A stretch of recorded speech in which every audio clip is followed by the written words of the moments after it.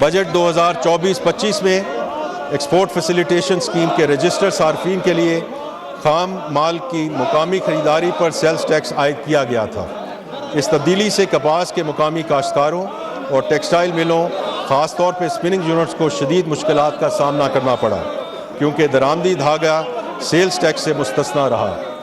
कपास के मुकामी काश्तकारों और टेक्सटाइल मिलों को बराबरी की सतह पर लाने के लिए दरामदी कॉटन जान पर एक्सपोर्ट फैसिलिटेशन स्कीम में सेल्स टैक्स आयद करने का फैसला किया गया है।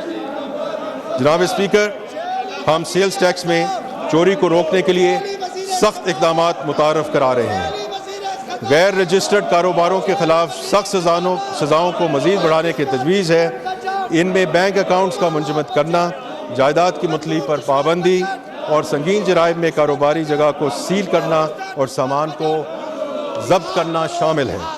इन तमाम इक़दामात से कबल इस बात को यकीनी बनाया जाएगा कि मुतलका कानूनी तकाज़े पूरे किए जाएँ, जिनमें पब्लिक नोटिस, मुतलका निगरान कमेटी जिसमें मुतलका तिजारती चेम्बर का नुमाइंदा भी शामिल होगा के सामने समाअत का मौका और 30 दिन के अंदर अपील का हक शामिल होगा।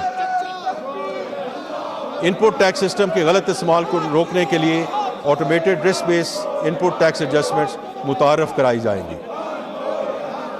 जनाब स्पीकर, अब मैं आऊँगा digital presence proceeds tax act 2025। मौजूदा इनकम टैक्स का निज़ाम सरहद पार बढ़ते हुए ई कॉमर्स के शोबे पर टैक्स का इतलाक़ मौसर अंदाज में नहीं कर पा रहा, ख़ुसूसन उन गैर मुल्की ताजरों यानी वेंडर्स पे जो वेबसाइट और सॉफ्टवेयर एप्लीकेशंस के ज़रिए ऑर्डर की गई अशिया और खदमात फ़रोख्त कर रहे हैं और कोरियर्स के ज़रिए सामान की तरसील पर कैश ऑन डिलीवरी करते हैं।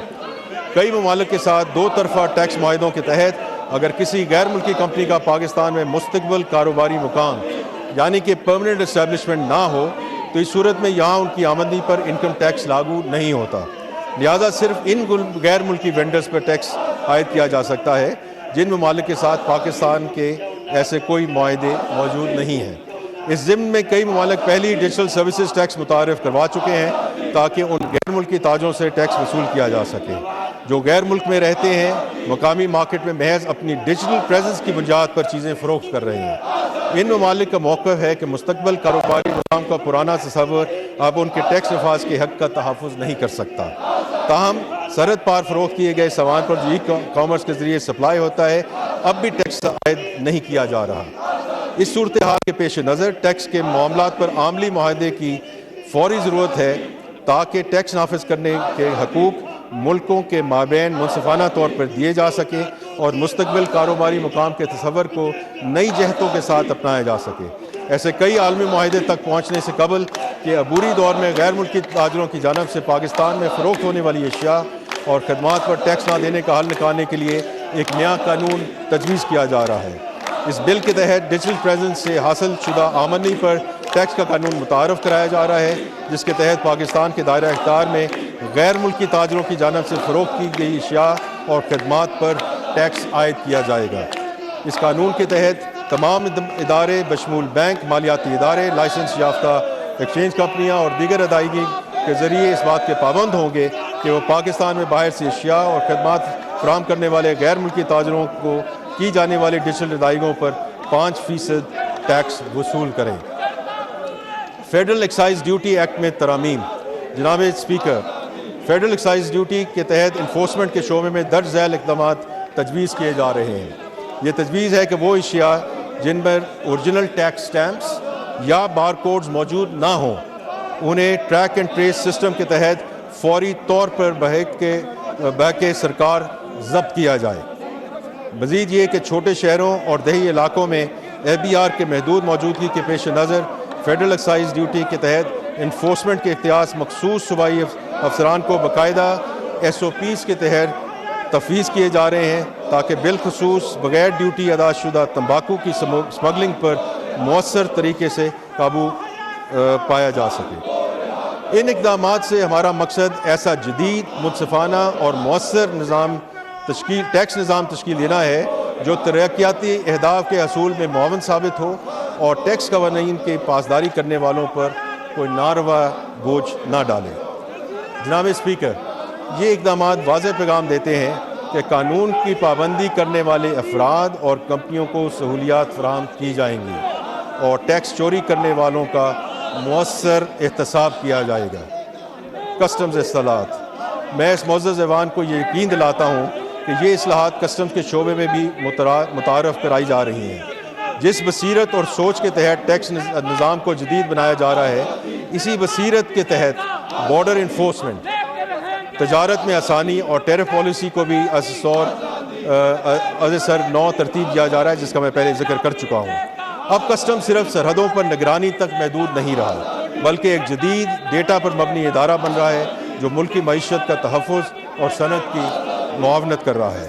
اہم بات یہ ہے کہ اشیاء کی پری ارائیول کلیئرنس کو فروغ دینے، بندرگاہوں پر کلیئرنس میں لگنے والے وقت اور مقدمات میں کمی لانے کے لیے قانونی ترامیم کی جا رہی ہیں۔ یہ تمام اقدامات کسٹمز کو ایک شفاف، مؤثر اور ٹیکنالوجی سے آراستہ ادارہ بنانے کی وسیع تر بصیرت اور سوچ کا حصہ ہے۔ جناب اسپیکر، ہم صرف طریقہ کار کی اصلاحات نہیں کر رہے، بلکہ اپنے ریاستی معاشی معاہدے کی بنیادوں کو بھی از سر نو تشکیل کر رہے ہیں۔ یہ تبدیلی ایڈ ہاکزم سے مستقل نظام، مراعات کے بجائے کارکردگی اور خاموشی کی بجائے احتساب کی طرف منتقلی ہے۔ ہم ایک ایسا مضبوط، ڈیجیٹل طور پہ مربوط اور انفورسمنٹ پر مبنی ٹیکس نظام مرتب کر رہے ہیں جو قانون کی پاسداری کو فروغ دے، ٹیکس چوری کے راستے بند کرے اور ہماری اقتصادی خود مختاری کو یقینی بنائے۔ یہ اصلاحات آسان نہیں مگر انتہائی ضروری ہیں۔ ہم ایک ایسے ٹیکس نظام کی بنیاد رکھ رہے ہیں جو منصفانہ، شفاف اور پاکستان کے عوام کے لیے قابل اعتماد ہو۔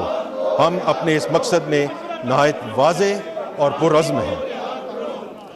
کاربن لیوی، جناب اسپیکر، فوسل فیول کے زیادہ استعمال کی حوصلہ شکنی اور موسمیاتی تبدیلی اور گرین انرجی پروگرامز کے لیے مالی وسائل مہیا کرنے کے لیے یہ تجویز کیا جا رہا ہے کہ مالی سال 2025-26 کے لیے پٹرول، ہائی سپیڈ ڈیزل اور فرنس آئل پر 2.5 روپے فی لیٹر کی شرح سے کاربن لیوی عائد کی جائے، جو مالی سال 2026-27 میں بڑھا کر 5 روپے فی لیٹر کر دی جائے گی۔